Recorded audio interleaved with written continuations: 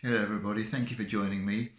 A farmer in County Durham recently took his forklift truck and removed the car of a holidaymaker that was blocking the entrance to his land. He picked the car up, rolled it over and dumped it by the side of the road.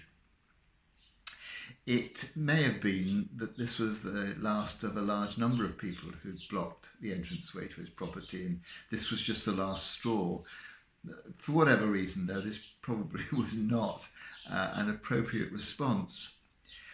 But we need to be careful before we criticise, because I think most of us will have been in situations where anger has boiled up within us, and we've said or done things that we regret, that were over the top, that were unreasonable.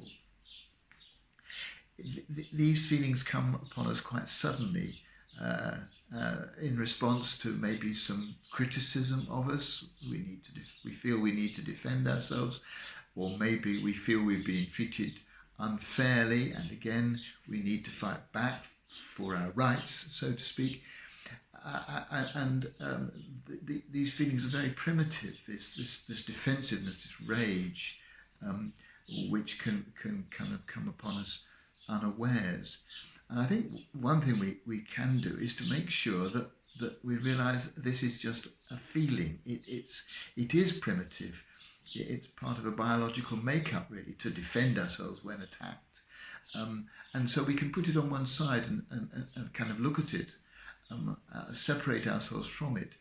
And this means when we feel such feelings boiling up within inside us, taking a step back, taking some deep breaths, or counting to 10 as in the traditional way, just so that we can then start thinking.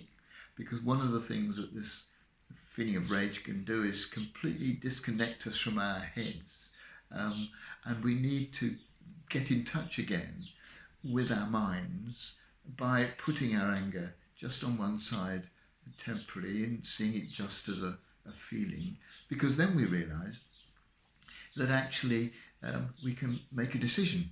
If we're being treated unfairly, we can either give way, it may be the right thing to do, or we can stand firm but not in an aggressive way.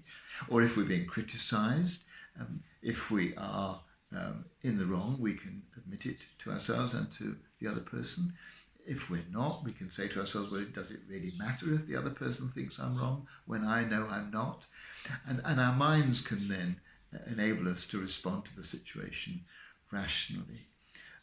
And so we can approach these situations which make us frustrated and angry with a great deal more equanimity, a great deal more rationality, and in fact with a great deal more love for ourselves and for the person who's, we feel, causing the anger.